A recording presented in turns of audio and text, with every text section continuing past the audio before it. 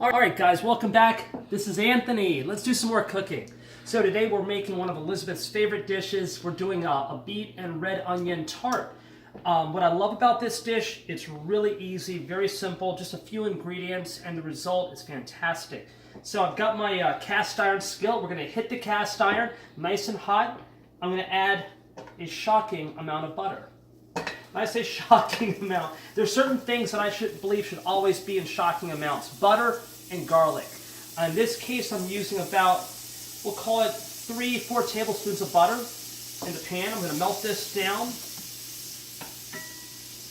Get my heat up to about medium. And then I'm going to add these red onions. I've got the red onions sliced into large slices. You don't want it too small.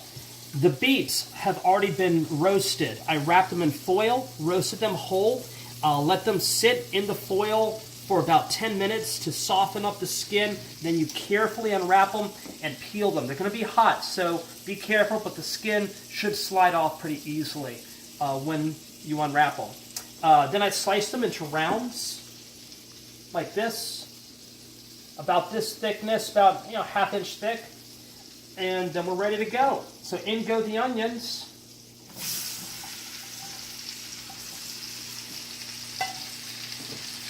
Want to get a look at that? And now we're just going to saute these onions until they get nice and soft and translucent. We don't want to brown them, just get them nice and soft. So I'll see you in about 10 minutes. Alright, so now the onions have cooked down beautifully. If you want to take a look at them, nice and translucent. Getting a little bit of caramelization in there, which I like. Some nice moisture in there, which is fine. And now we're going to add in, I've got here, what is it, ½ cup of brown sugar. I like dark brown sugar. I almost never use light brown. Always go with the dark brown. It's a lot more flavorful and rich tasting. So I'm going to add that in. Give it a little stir. Oh man, brown sugar and butter, come on. How can you possibly miss with this kind of a combination? Get that stirred in.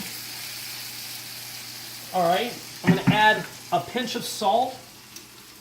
Again, I like the kosher salt because it's got a great grain to it. It dissolves nicely, and it doesn't have that iodine flavor.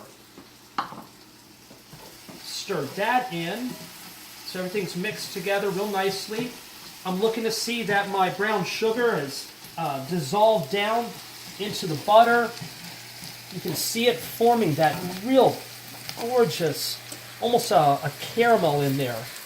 Oh my God, the smell of the onions with the sugar and the butter. Man, I wish you were here right now.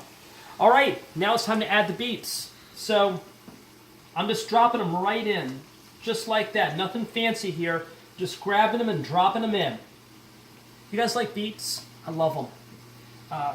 Roasted, you can do so many things with them. Use them in salads, make them into tarts like what I'm doing right here. Incredibly versatile vegetable.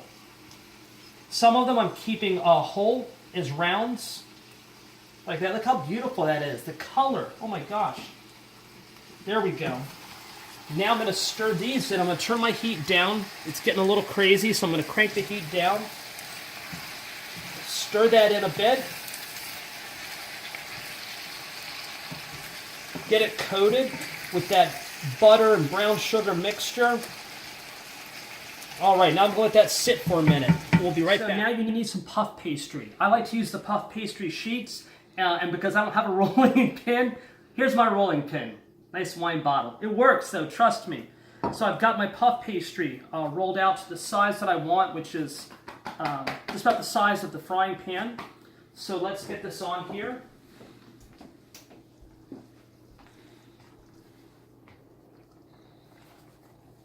Ooh, don't burn yourself. My God.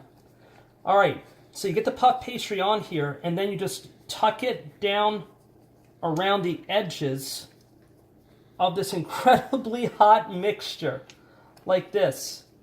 I've got my oven preheated to 375 degrees, so I'm going to tuck it a little bit more, and then this, just like this, is going to go right into the oven and bake until the puff pastry turns a nice golden brown color. So we'll see in about 15 minutes. The beet tart looks like it's done. It's got that gorgeous golden crust. So I'm going to go ahead and pull it out. By the way, Sebastian, if you're watching, these are the gloves you need. These are special heat-resistant gloves. Awesome for anybody working with cast iron.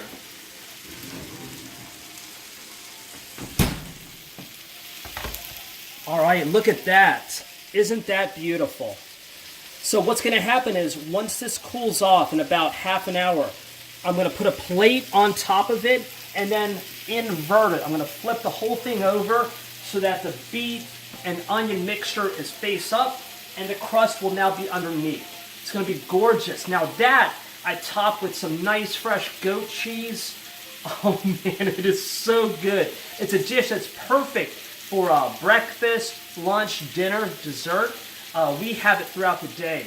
I think it's going to become one of your favorites if you give it a try. For those of you out there that consider themselves non-beet lovers, trust me on this. It is an awesome recipe.